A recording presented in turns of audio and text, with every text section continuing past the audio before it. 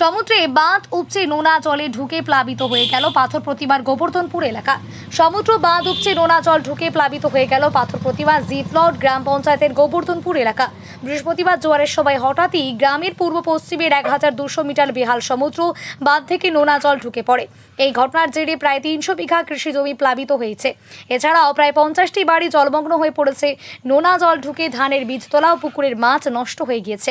এমনকি গ্রামের একটি নলকূপ নোনা জলে ডুবে গিয়েছে, যে কারণে এই মুহূর্তে ওই গ্রামের পানীয় জলের সমস্যা দেখা দিয়েছে।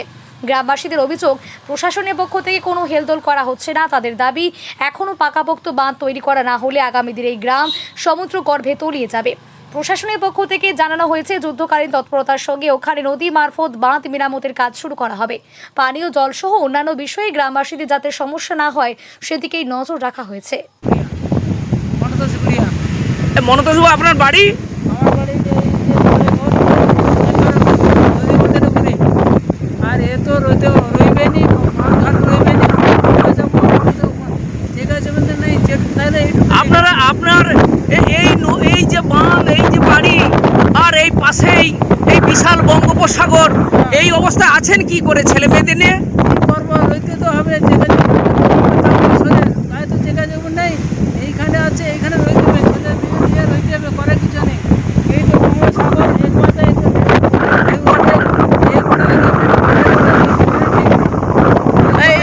এই যে জিও চট লাগানো, এই যে রিং বাম, এটা কি টেকে যাবে এবছর?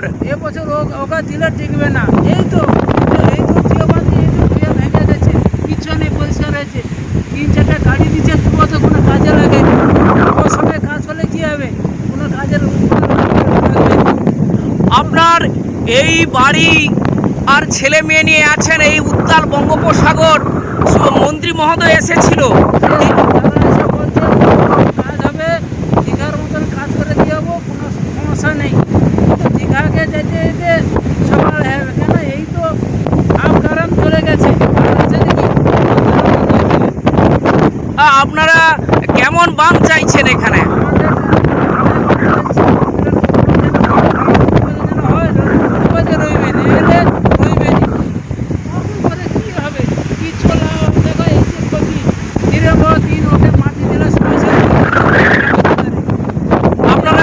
আপনারা দেখতে পাচ্ছেন একবারে বঙ্গোপসাগরের উপকূলে এই মনতোষ কুড়িয়া মহাশয়ের বাড়ি।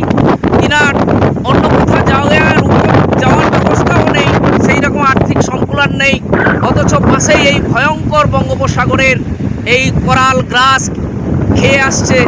ভবিষ্যতে গ্রামবাসী বলছে, গোবর্ধনপুর যদি না থাকে